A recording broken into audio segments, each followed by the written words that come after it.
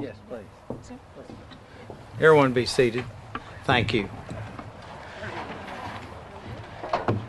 It's with a great honor and great privilege to have you come today. There's far many more of you here than we expected, and we're just gratified that the efforts of the city, the county, and even Charles Machine Works to put all this together for you to have a place to sit and hopefully continually in the dry today, that we are humbled by your presence and the message that's coming to you today from these people on this stage and from the honored guest and all of us with the city and the county. This is a great effort between national, state, and county and city governments to put together a project. We are so honored that you're here, and please hang around for discussions with others later, for questions you may have or concerns you may have. I'm just going to say welcome, and we're proud to have you, and that our Master of Ceremonies today is Mike Thralls. He is a great guy from Billings who just happens to be our Executive Director of the Oklahoma Conservation Commission, and he is also for this year the National Conservation Agency's President, and I'm going to ask him to come up. He's going to MC the program today, so give him a warm welcome. Mike.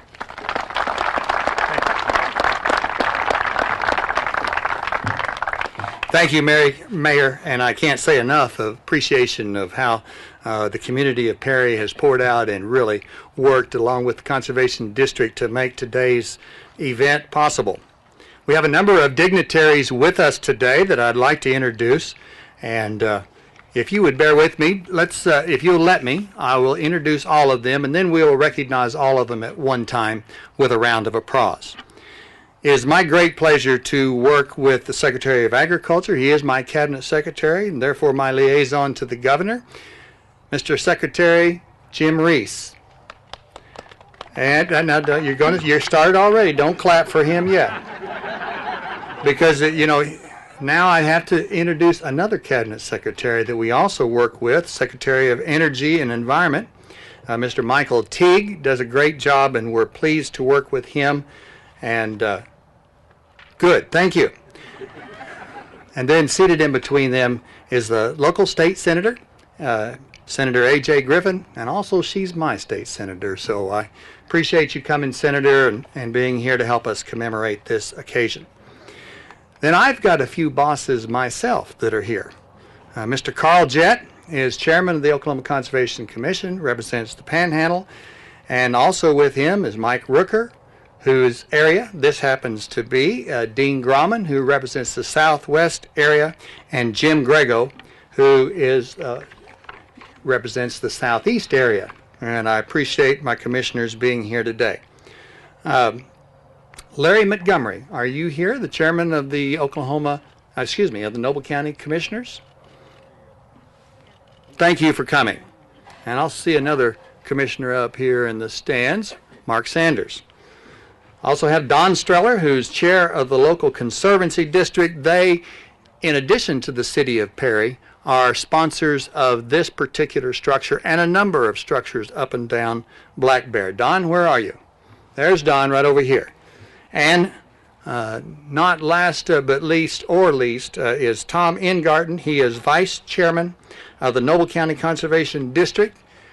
There's Tom right over here. And our conservation districts are sponsors of all of these dam projects across the state.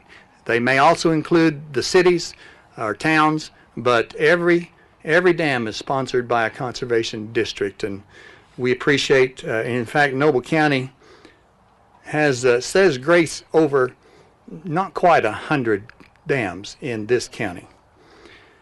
Then also with us from the Oklahoma Association of Conservation Districts, Steve House, the president-elect. Steve. And Francie Tolley, the state director of the Farm Service Agency. Thank you for coming, Francie. And I happen to see in the crowd, we invited the AFR and the Farm Bureau and the Cattlemen's Association. The president of the AFR is with us today, Mr. Terry Dietrich. Thank you for coming, Terry.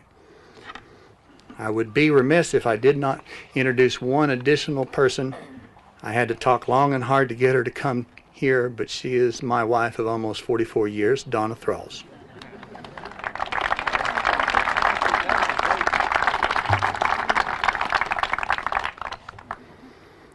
Our first speaker today grew up in Roger Mills County, over on the western edge of Oklahoma, just as you go into Texas. So if you were a young man and you grew up in the 1960s, you would have heard a number of stories about drought, the Dust Bowl of the 1930s and the 1950s. And then, interestingly enough, you would have heard a horror story about flooding that occurred in the middle of a Dust Bowl in 1934. The flood disaster of record in the state of Oklahoma occurred in the town of Hammond, and between 10 and 20 inches fell overnight and washed away $3 million worth of, and those are Depression era dollars, $3 million worth of homes and farms and ranches, and killed 17 folks. That disaster became the impetus that made folks in Oklahoma form the leadership to establish the Small Watershed Program as we know it today. And the Small Watershed Dam Program has changed the face of this state. We're fortunate that that young man that grew up in Roger Mills County is now chairman of the House Ag Committee, and we're privileged to have him with us today. Congressman, microphone's yours.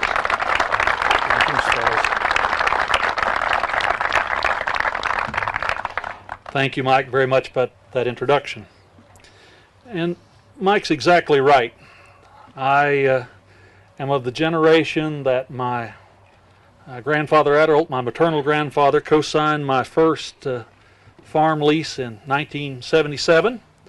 And he went down and co-signed with me at the bank the first note to finance that rather wore-out Massey Harris tractor and that first bunch of cows. And there's a good many of you in this crowd who won't even have ever heard of what a Massey Harris tractor was. So that says something about how old it was when I bought my first tractor. And that banker who filled out the note and provided the credit was a gentleman by the name of Red Males, L.L. Red Males, one of my historic community leaders in Roger Mills County. A gentleman who'd married into a family from Hammond, Oklahoma.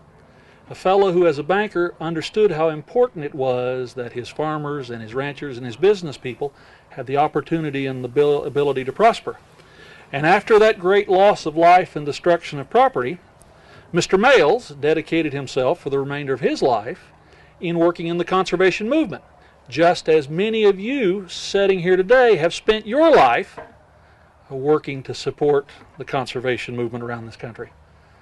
So I consider working on these issues, the conservation title of the Farm Bill, the upstream flood control dam projects, the rehabilitation programs, to be not only a mission that is so important to all of us across the country, but I do consider it to be an Oklahoma legacy, a Roger Mills County legacy.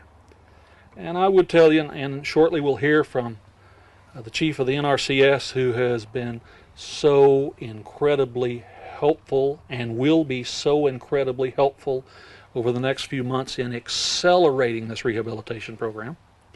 And we'll hear from some of our other friends who, Chief, in this federal government, state government, local government partnership, will make sure that we have the resources to match all of those rehabilitation dollars. Thank you, Governor. Thank you, Senator. Thank you, legislators, for what you have done and hopefully what you're about to do. But it means so much to me, personally. And it was an important part of the Farm Bill process. When we started the effort now 4 years ago to craft what has become, well, it started out as the 2012 Farm Bill, that became the 2013 Farm Bill, that finally became the 2014 Farm Bill / Agricultural Act. It was so important that we provide a commitment, a safety net, to make sure that we could raise the food and fiber that we need in this country, that we preserve the natural resources that will enable us to continue to raise that food and fiber for generations or eons to come. I'm proud of the Farm Bill. I'm proud, I think, of the insurance programs that we've created to provide that safety net for both crop and livestock. I'm proud of the tough decisions that we made in the conservation title, consolidating and streamlining programs. I'm proud of the overall $23 billion we saved in the coming Farm Bill compared to the previous Farm Bill. And yes, the reforms in the nutrition title. But you know, it wasn't all just about reform for the sake of spending less money or reform for the sake of saying it was reform. It was about trying to craft a bill that we could defend in the future, that we could build off of in the future, and that would enhance the things that work.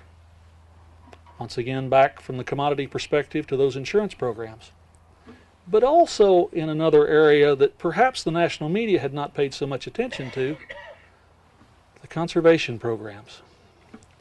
And that's what we're here about today. Early in my career on the House Agriculture Committee, the chief's predecessor, and many of you here today, came to me and said, Chief Reed at the time, Pearlie, came to me and said, you know, this wonderful program that is providing so many thousands of structures to protect us in Oklahoma, those structures are beginning to hit their 50-year mark. Their life expectancy is being reached, and there are all manner of mechanical and legal liability issues. If we don't do something to extend the life of those, then in the worst case scenarios we'll begin to have to remove them to take away the potential liability and threat of a failure because of time.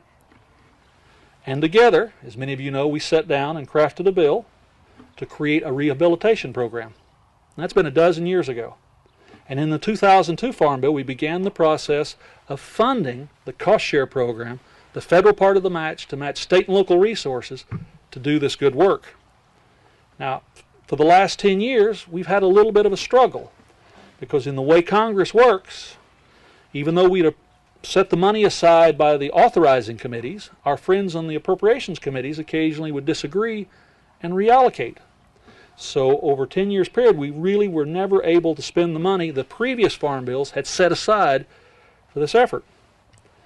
But in this farm bill, a unique combination of timing and circumstances, and a willingness of my friends on the House Ag Committee and the Senate Ag Committee, and my friends down at the department to be supportive, not only did we set money aside for rehabilitation in this coming 5-year farm bill, we set aside a substantial sum of money, $250 million, more than we'd ever had an opportunity to utilize before. But because of the mechanics of the way the bill came out in the appropriation cycle, it became quite clear that there was an opportunity there to not just spread this out over 5 years, but to potentially put the money to work almost immediately, to tie it down, to commit it for the purposes it was set aside for, to, in a quantum leap way, move the rehabilitation programs across the country forward. In a little bit, we'll have a chance to thank one of our other friends for helping to make that possible on the executive side of the equation. But I would just say this to you.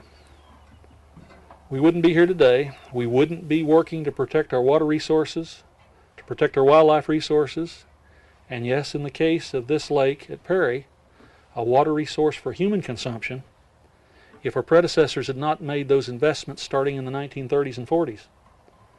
And if you hadn't been willing to work with me to continue those investments in the form of the rehabilitation program.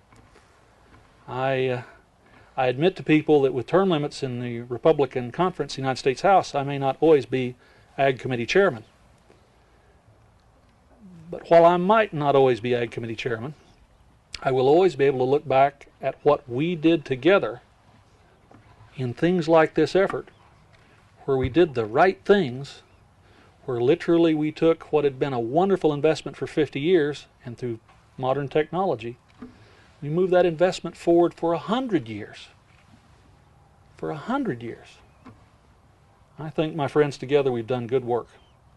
And I appreciate all the help each and every one of you have given me. And with that, I'll do something that you rarely find a member of Congress doing. I'll actually yield the podium back to Mr. Thralls.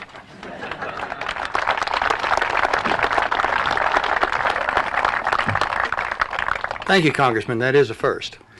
And now to introduce our special guest today, I'd like to call on Gary O'Neill. He is the state conservationist for the state of Oklahoma, and arguably, and in my opinion, maybe one of the best state conservationists in the country, Chief. Gary? Mike, thank you for that introduction.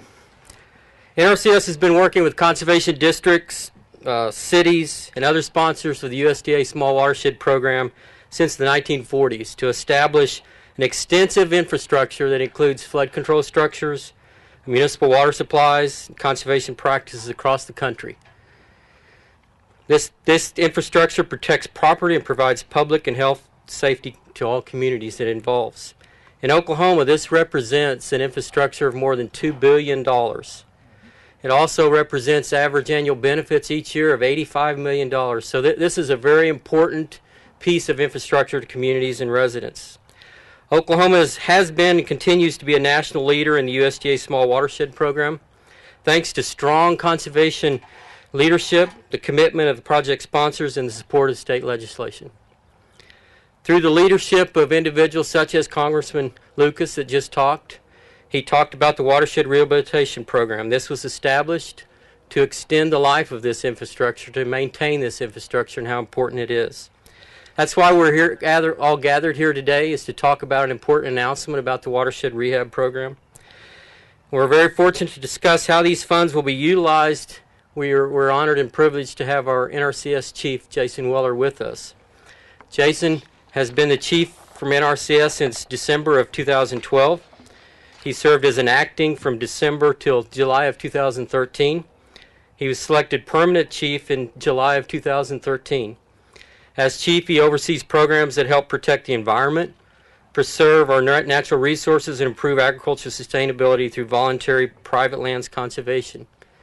He leads a staff of more than 11,500 employees across the country and manages a budget of more than $4 billion. We're very grateful and privileged, thankful that Chief Weller came out to Oklahoma to make this important announcement. Please help me bring Chief up to say a few words.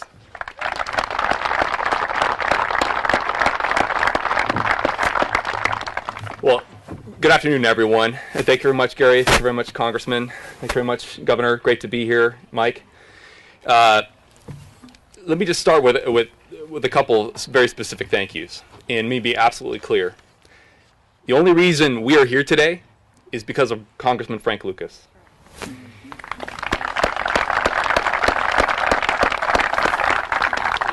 And I'll talk specifically in a moment about the Watershed Rehab Program, why we're specifically here in the city of Perry to talk about this facility.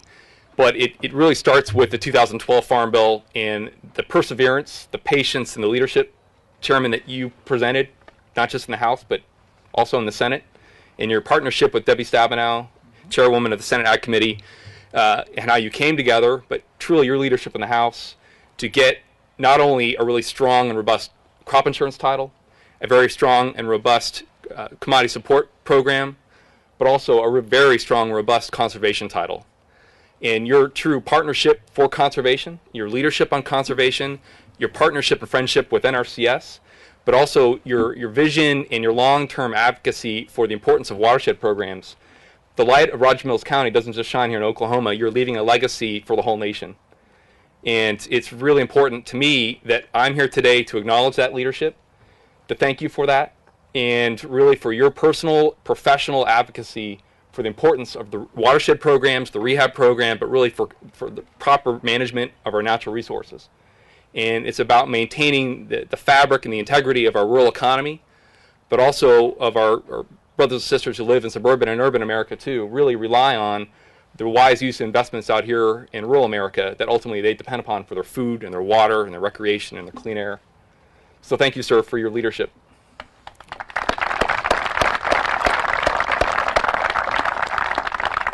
So let me first start where I'm going to end, and that's to actually talk about where we are today at this facility. So we're in, as you all are aware, the upper Black Bear Creek watershed. And between 1935 and 1954, over a 20-year period, this watershed, the Black Bear Creek watershed, experienced a number of floods, upwards of over 20 floods over that 20-year period. And then just in 1 year alone, in 1957, I understand there were 13 floods that came through this valley. And these floods had enormous impacts on families, on businesses, on cities and towns, huge crop losses, livestock losses, impacts on railroads, bridges, roads and highways, millions of dollars of damages that at those times, again, those were $1950. And so what occurred here in the upper Black Bear Creek watershed is what has occurred nationally. Citizens got together, they formed committees, conservancies, and districts, they partnered with the state, and they decided we're going to take our management of our watershed, our management and protection of our communities in our own hands, and we're going to design a collaborative approach, locally led approach, to bring a solution to get rid of these flood problems, but not just flooding, also then provide other benefits. And so that today, 51 years later, we're here back at this site at number 62, one of the 72 dams that's now protecting the community of Perry, but other communities across this watershed. It's that lesson and that experience here in this part of Oklahoma has been replicated across the whole nation. So between the late 1940s all the way into the 1970s, the agency I have the honor of serving, NRCS, partnered with state governments, county governments, cities, private citizen groups, conservation districts in 47 states across the nation. And together we helped construct almost 12,000 dams across the country.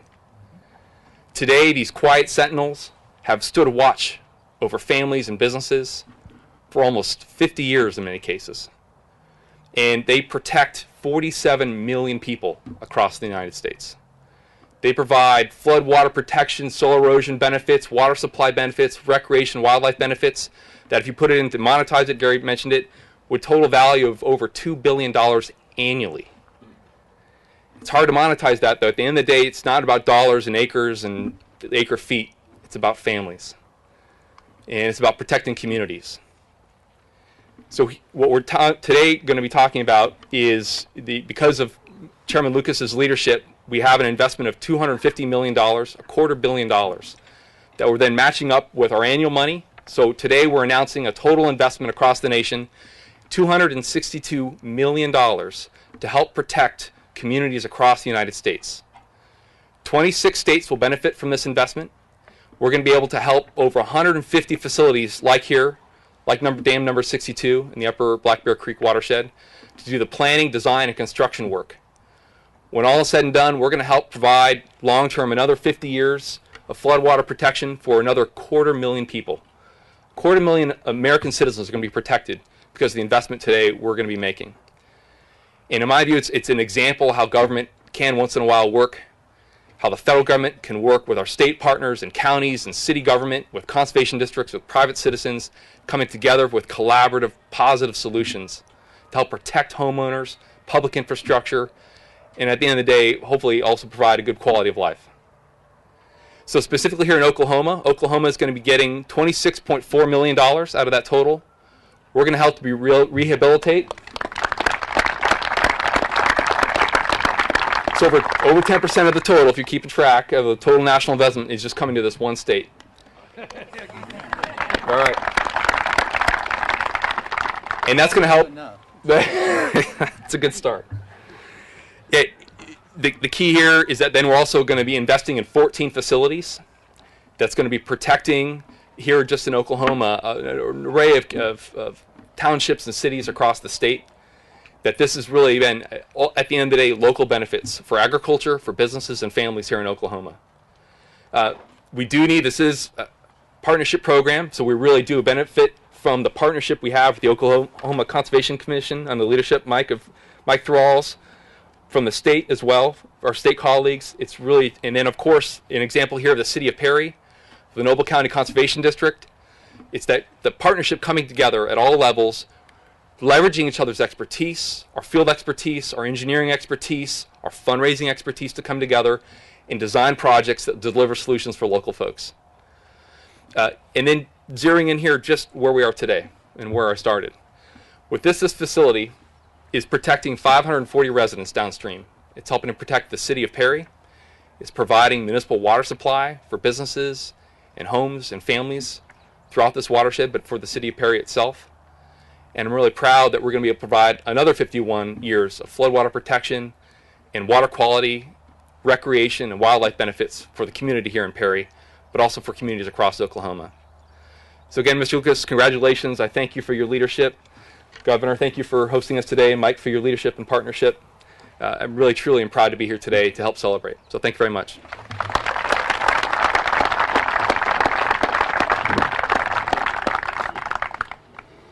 Thank you, Chief. Our next speaker really needs no introduction to this crowd.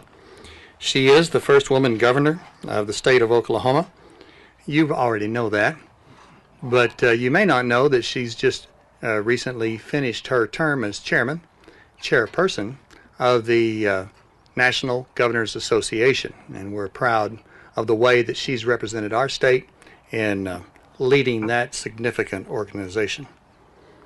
She reminds me a little bit of another governor, one that came from Noble County, in that she has an unusual way of being able to make, of being able to relate to just about anybody. And so not many people are known by just a single name, you know. But if you, in conversation, say Mary, people know you're talking about Mary Fallon. Similarly, a few years ago, if you said something about a gentleman named Henry, you knew that they were talking about Henry Bellman. And she has that same kind of a touch. It's a pleasure for me to work in her administration for these past 4 years, and I look forward to 4 years to come. Governor.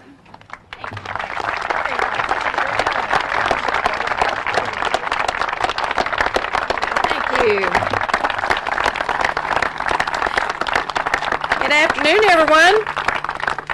Can you believe that we're sitting next to an Oklahoma lake in this type of weather in July?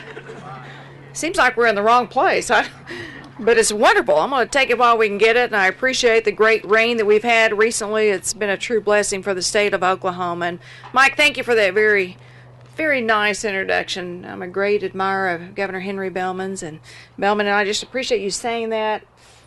It's just a great honor to be able to serve the state of Oklahoma. But we appreciate all that Mike does as the executive director of the Oklahoma Conservation Commission, and the way he works across the state of Oklahoma with all of our commissioners on behalf of conservation and making sure that we have the right resources, the right policies in place to be able to take care of our precious resources across the state. Mike, just thank you for all that you do. Thank you for your leadership. We appreciate you. Great looking hat too, buddy. And we're glad to have so many of our conservation members that have joined us here today. Thank you for joining us. It's great to see our legislators that have joined us. Thank you for your hard work, too, on behalf of the state and helping us be able to get the money available to match the federal money that's going to be coming here to the state of Oklahoma. And we want you all to know how much we appreciate your service. And, of course, we're very glad to have our cabinet secretaries here, Secretary Reese, Secretary Teague. Thank you very much for coming. Part of my great cabinet, and I appreciate them being here to celebrate with us too. And of course, we're very proud of Congressman Chairman Frank Lucas, the chair of the United States Congress Agriculture Committee from the great state of Oklahoma. Doesn't that sound wonderful?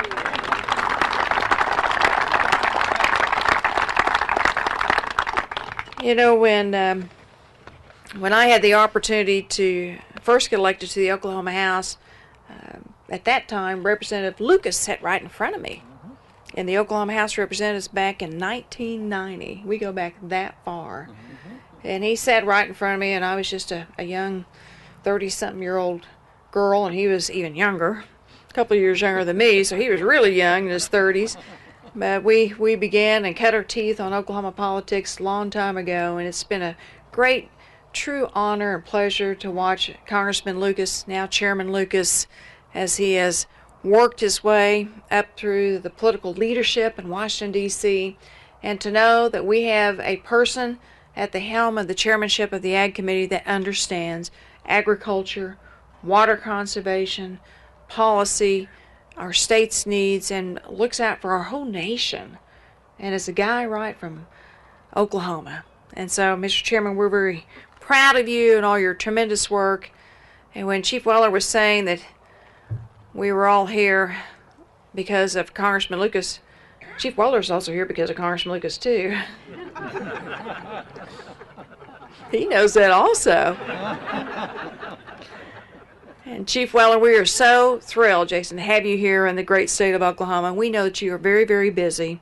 We appreciate the tremendous partnership that you have given and the work that you've done with Congressman Lucas and all the conservation districts throughout our great nation, and the wonderful work that you've done for our watersheds and water management conservation throughout our nation. It's a tough job when you have an agency as big as his agency to manage, but we are grateful that you came to Oklahoma for this announcement. This is the place that they are making the national announcement of how much money was given in the Farm Bill to this very important program for not only our state, but certainly for the nation. So Chief Weller could have gone anywhere else to make this nation, but he came to Perry, Oklahoma. Mayor, that's pretty cool.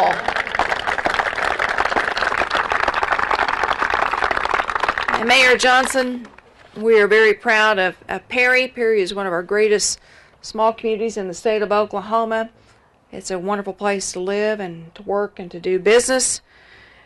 I was reading a little bit about Perry and its history and about how the people of Perry and the citizens of Perry had the vision over 50 years ago to build this multi-purpose use lake, but also the water supply for the citizens of Perry, and just how far thinking the people of Perry were to invest in this structure. And so that says a lot about the people of Perry and the citizens of Perry itself. And so that's a nice compliment. And Oklahomans are also very grateful, not only to Congressman Lucas, but also our relationship that we have with the Natural Resources Conservation Service itself, and the long-time partnership that we have had with it, long working history together. I was doing a little bit of research about our history with it. 1930s, as the Soil Conservation Service, it helped Oklahoma emerge from the Dust Bowl by helping us with technical advice during a very challenging time in Oklahoma's history, and working with our landowners to be able to improve our farming techniques. Today we're talking about Oklahoma that has unchallenged leadership in small watershed dam management in its program itself. And of course there's some very important points that we don't want to forget. And that is our relationship with the NRCS, our conservation districts themselves, our farmers and our ranchers that have continued to work on our behalf for generations and will for generations to come, especially with this announcement today. The success of voluntary conservation programs has protected our lands, and we know the importance of that. At the same time, it's also improved something that's very important to Oklahomans, and that's our water quality, and especially our drinking water.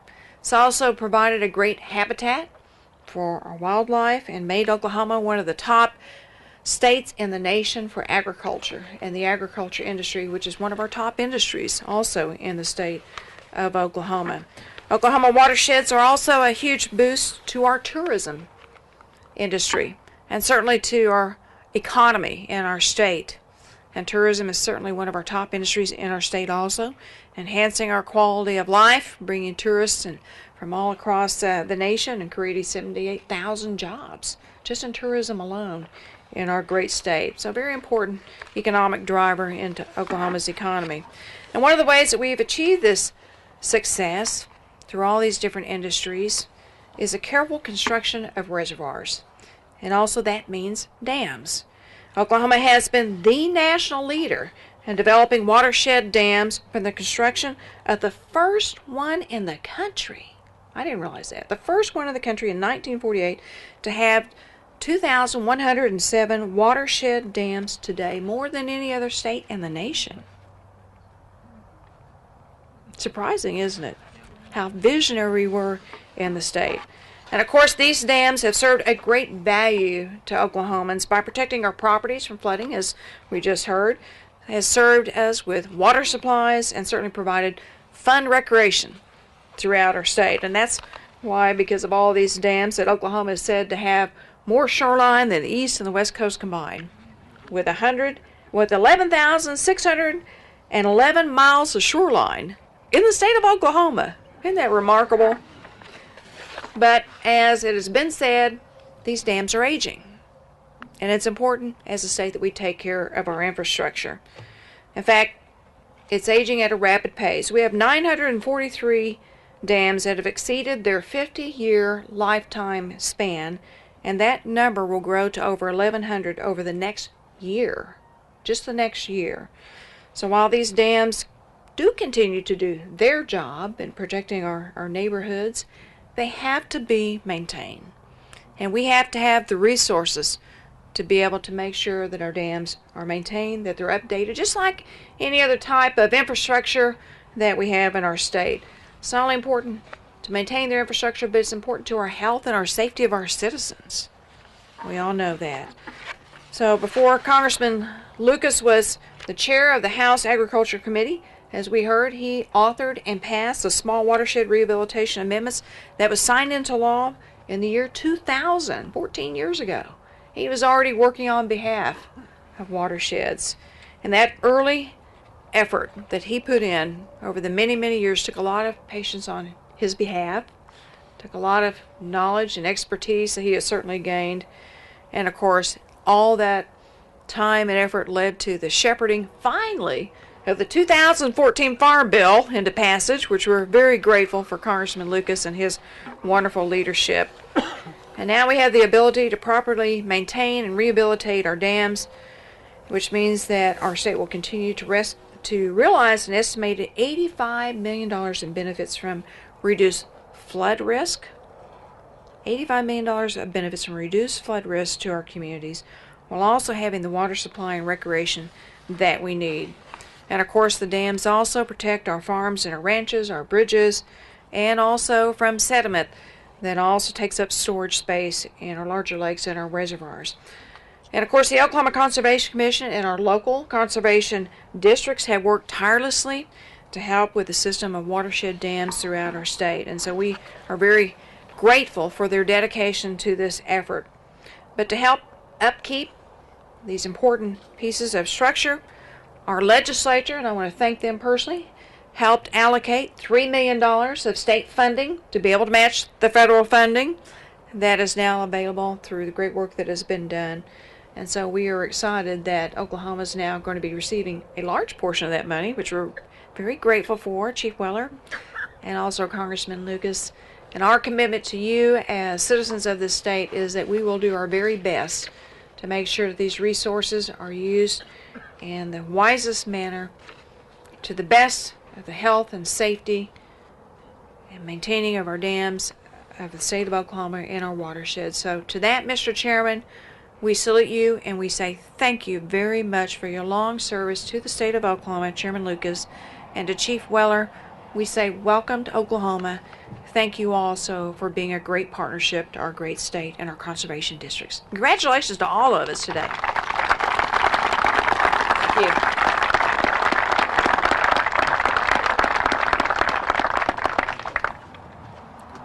As the governor mentioned, and there is no free lunch, as all of you know, it takes some state and local match in order to do these projects. And we were fortunate in a very tough budget year to have leadership in both the House and Senate that saw the need and were willing to step to the plate and get for us a down payment, that first $3 million that we're going to need for match. Our next speaker is Senator Ron Justice. He is the Vice Chair of the Appropriations Committee and Chairman of our Appropriations Subcommittee on Natural Resources and Regulatory Services. He spearheaded the effort to help us get that money, and we're deeply grateful for that effort, but at the same time we're asking for the similar effort in the coming session. So with that, Senator Justice, you have the opportunity to respond.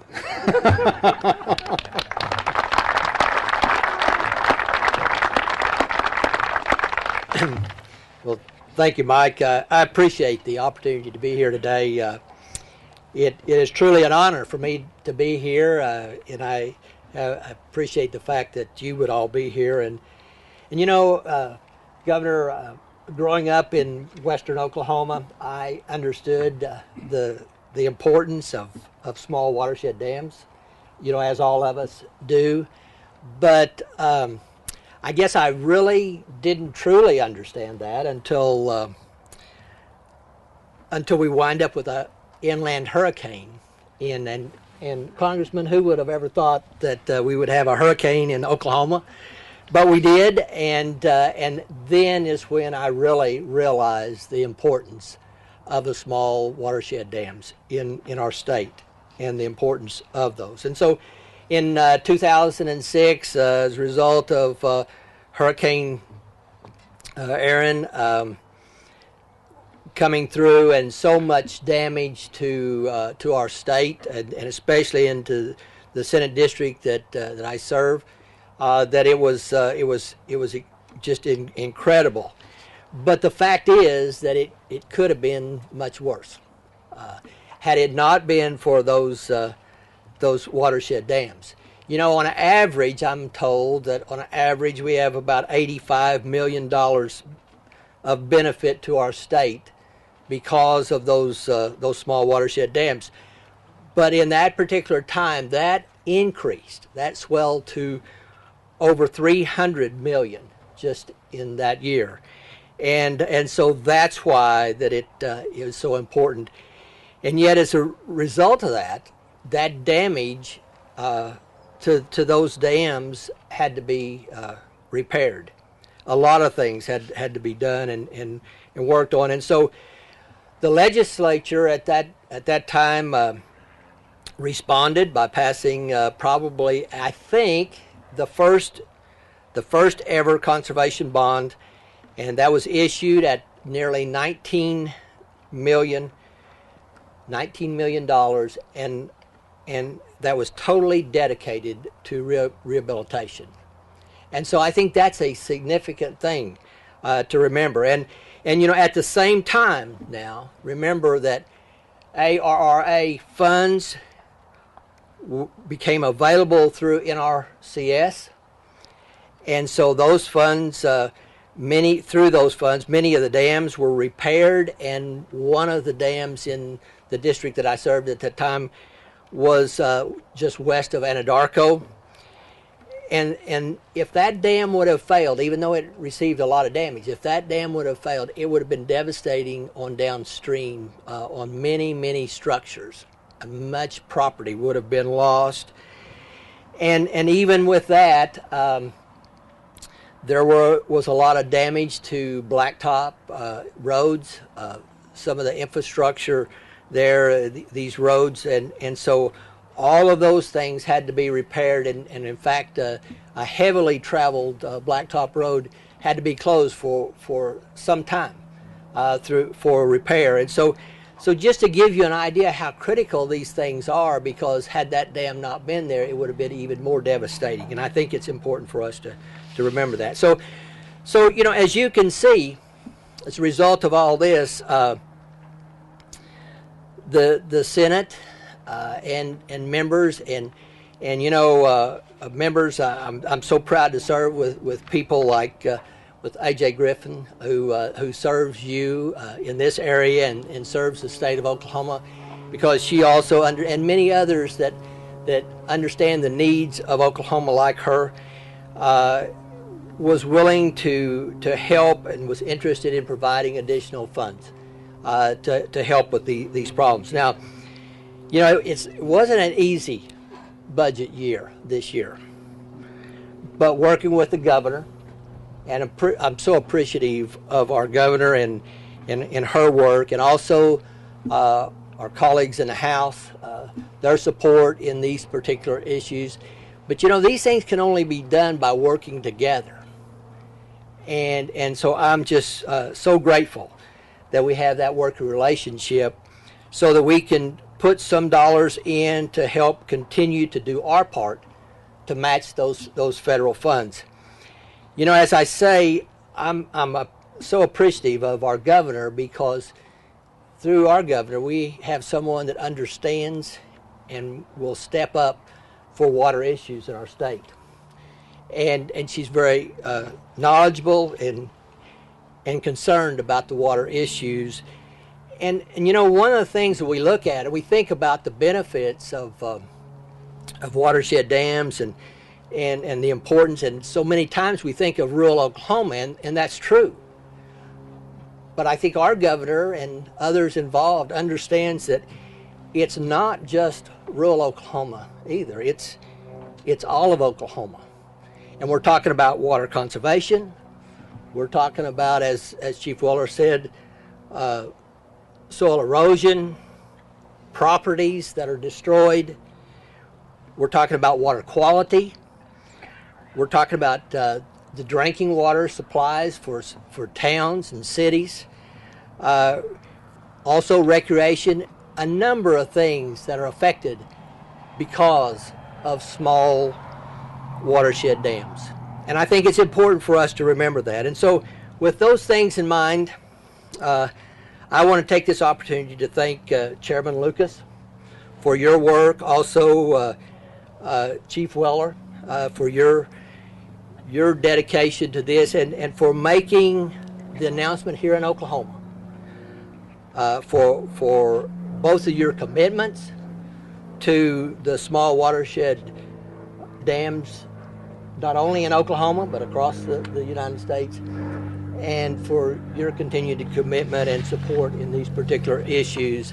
And again, I want to thank each of you, because without your support in this, then it wouldn't be possible for us to work in these particular areas. So thank you very much.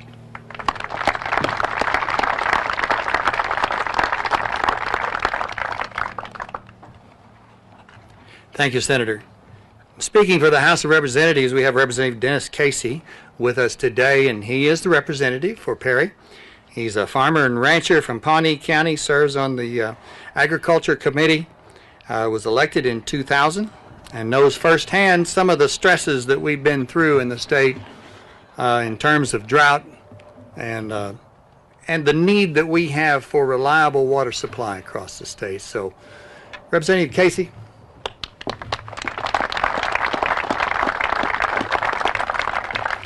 Well, thank you. I was thinking back when I was looking at the watershed and they were talking about that, and about 45 years ago was the first time I actually seen a watershed, and I was quite young at the time. It's like, wow, what a fishing hole. And so that's what I think. And there's obviously a lot more to watersheds than fishing holes, but at that time that was pretty awesome.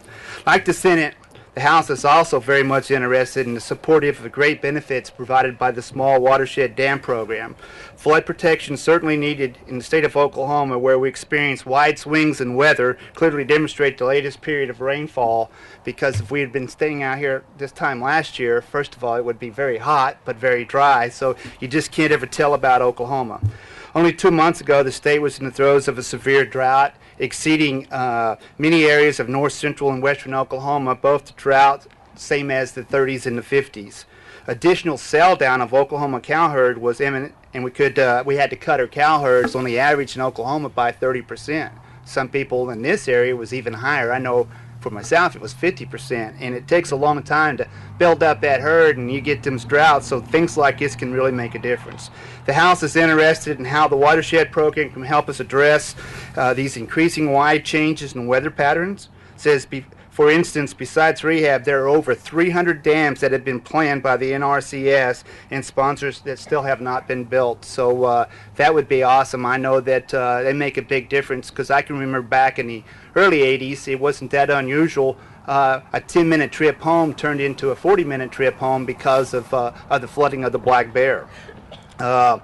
We would like to explore with you the possibilities of building new dams that, in addition to flood prevention, would also provide needed water supplies to help drought-proof our communities and producers. I understand that there may be a possibility of another program authorized by the Farm Bill and the Regional Conservation and Partnership Program. This is a big deal, and we're very appreciative. And at this time, from the House, we'd just like to thank Congressman Lucas and Chief Weller. We appreciate that very much, and we appreciate the governor having the foresight to know that, because this hasn't been something that's just been talked about, because we wouldn't have drought the last few years. Since my time, the 4 years that I've been into office, that's been at the foreplate, and with the leadership that we get from the governor's office, I think that we're going to be able to work through this and continue to make our state, a great state, and be very proud to be from here. So thank you very much, and I appreciate being invited to be here today.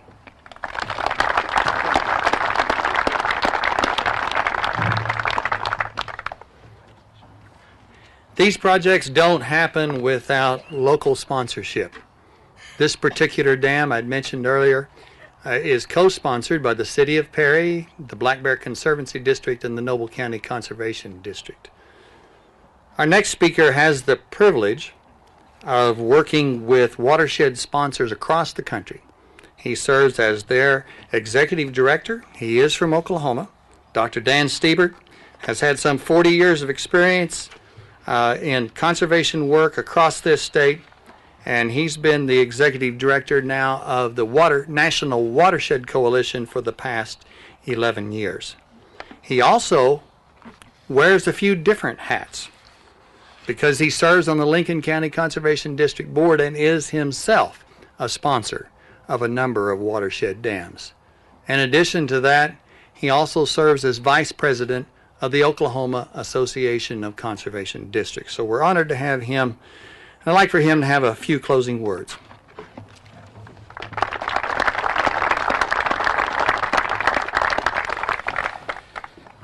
Good afternoon. When Mike mentioned many hats, I thought I was getting ready to get one presented to me.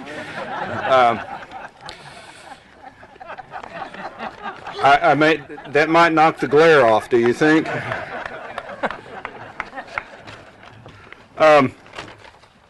Chief Weller, had we known that your presence would bring both rain and high school football weather, Bart Brorsson and I would have jumped into 1 ton and come to D.C. and picked you up months ago. It is an honor and a privilege to be on the platform today with this group and to hear their remarks and their support for the effort that results in the scene we have behind us. I bring you greetings and thanks from Watershed Coalition Chairman Chuck Easterling of Albuquerque, New Mexico, Vice Chair Mark Gilbert of Jackson, Mississippi, and Secretary Treasurer Barb Oltgen of Kansas. And I'm also pleased to have in the crowd today former National Watershed Coalition Chairman Dan Lawrence from Stillwater, Oklahoma.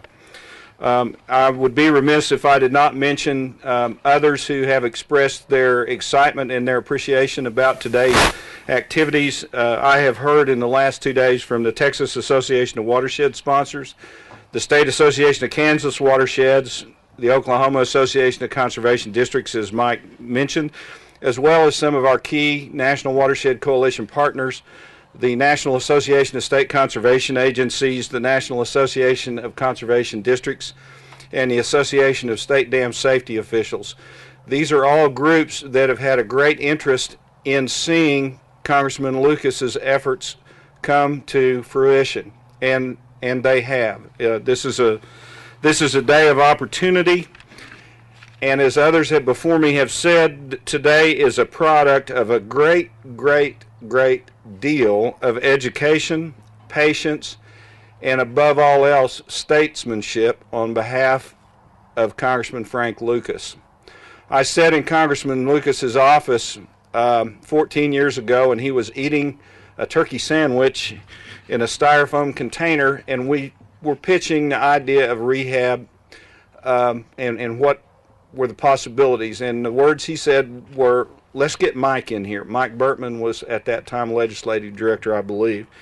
And from that point on, people got behind that effort, and the congressman has done yeoman's work to make this happen. Not only is Congressman Lucas's statesmanship noteworthy in this issue, the method in which Mr. Weller and his agency have embraced this funding and the effort to be successful is noteworthy.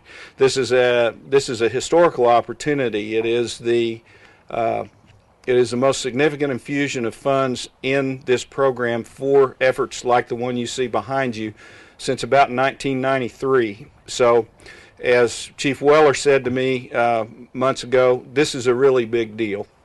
And I'm so pleased and so proud that they're here today in Noble County, in Perry, to speak to us about this, because it truly is a big deal. The folks on this platform today are very smart. They understand the hydrogeological cycle. The hydrological cycle is the one that tells us that people only get excited about water 2 times. When there's too much and when there's not enough. It takes vision like these folks have, from Congressman Lucas to the chief, through the governor, through the state legislature. It takes the vision to understand that the solution to these issues that too much and not enough present us is that work is required in between too much and not enough in order to deal with the impacts of those conditions. And I'm thankful that the leadership you see here on this platform has the vision, the wherewithal, and quite frankly, in the climate we live in today, the intestinal fortitude to step up and make this announcement and take the actions necessary to make this successful here in Oklahoma as well as nationwide. And for that, the National Watershed Coalition is most appreciative. While you have heard about the actions that the state of Oklahoma is taking today, I will tell you that as we speak this afternoon, the State Association of Kansas Watersheds, the NRCS office in Kansas, the State Conservation Commission in Kansas, is holding a meeting to talk about their strategy for how they'll utilize these funds to best serve the citizens of Kansas who live in the many watersheds there. I had a call from Texas this morning. As you know, in North Texas, 8 to 11 inches of rain fell yesterday in a short period of time. For a time, I-35 was closed between Sanger and Dallas. The folks I spoke to this morning were actually in the field looking at upstream flood control structures in North Texas to see if there was damage, to see if there had been emergency spillway flow. I asked them if they had found where the spillways had flowed, and they said, you know, we found somewhere the principal spillway flowed, and we were just happy as we could be about that. We've been so dry. He said, in 1 or 2 of them, the water's within 5 feet of the principal spillway. So that was exciting news. But I mentioned Texas to tell you, just like Oklahoma has taken steps in working with the legislature and the governor to get some of the state and local share that is required to utilize these federal funds, Texas has done the same thing, working with Texas legislature, sponsors, and the Texas Commission, have a healthy checkbook to step forward and do the thing that you'll see happening here in Oklahoma. Now, it's about many things. It is about cubic yards of dirt. It is about acre feet of water. It is about all those things, but it's also about money and the economy. I have heard many times Robert Toole of the Oklahoma Conservation Commission talk about conservation dollars and how they turn over in local communities. As this effort gets underway, you will see that construction occurs, you'll see expenditures for materials, you'll see payrolls made, you'll see improvements to this facility and others where this money is utilized, and that money does turn over, as Robert says, in the local economy and multiplies. And that's a good thing for rural America, whether it's rural Oklahoma, rural Kansas, or rural Mississippi. That's a great thing that this is going to do, that is done on top of all the benefits that we have heard about here today. These lakes do touch each of our lives, whether we realize it or not. I've heard them called silent sentinels. I will tell you that if you buy a cup of coffee in Perry, if you stop and get one in Chandler, Duncan, Stroud, or many other places in our state that are familiar to you, the water in that coffee maker probably came from one of these lakes. That story is repeated across the country as you go to small communities and small towns. There's industry that's located in those towns because of the water supply. There are recreational opportunities that draw people there from other places and improve the quality of life for those citizens. These are all things that are done in addition to the benefits of protecting life and property that these lakes bring and these dams ensure. In addition to the rehabilitation work that we've been talking about today, someone before me mentioned that there are unbuilt structures, unbuilt dams in this country that could yield equal benefits. And the benefits of those await local communities and areas across the country, and the holdup is funding. The dams are planned. Many of them have plans on the shelf, drawings. They have contractual documents that are ready to go and only lack funding. Funding sometimes is an unpopular subject to talk about, but I would encourage you to consider what you've heard here today from these folks, to look at what lays out on the land behind me, and to think about the many benefits that this and the other 2,107 structures in your state provide. And I hope that you will consider supporting and telling those that represent you, both in the legislature and in Congress, that you believe this is a worthy and important expenditure of funds, be it local, state, or federal funds.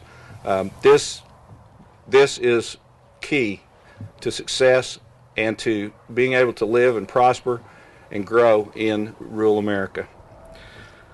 That said, I want to thank Chief Weller for the weather, and I want to thank you for coming today, and I want to express my appreciation for Congressman Lucas's long-standing tenacity to get this done. There have been times I thought he probably was ready to throw me out of the office or put my picture there by the person at the front door so that they could turn me away when I came. But he's been very kind. He's always been very helpful, and I cannot emphasize enough the statesmanship that he has brought to this that has made this possible. Governor and members of the legislature, the federal side of this happened and the state side will, and it is because of your leadership that that's the case, and we appreciate you as well. So thank you very much.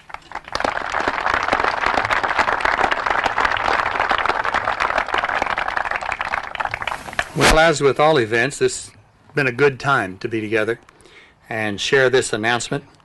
And now it's time for bureaucrats to go to work. But before we do that, let me just make a few comments. This is risky on my part, but I do see one candidate running for the State House in the audience. Mr. John Pfeiffer is up there, and I hope, John, that you've got an education about flood control dams today, and I can't lobby you, but I hope that I can educate you as to their value. Thank you, Chief, for coming. I hope you've experienced well the hospitality of Oklahoma and can see our commitment to make this program work.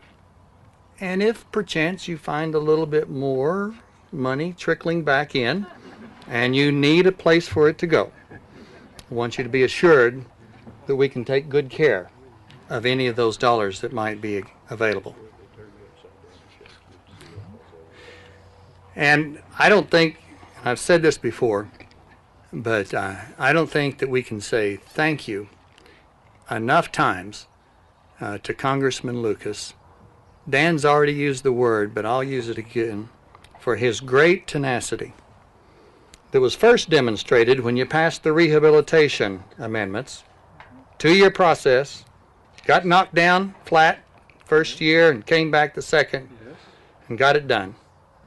Almost was good training for what happened to you with the Farm Bill, and your provision of funding in the Farm Bill. Thank you. Thank you very much. And Governor,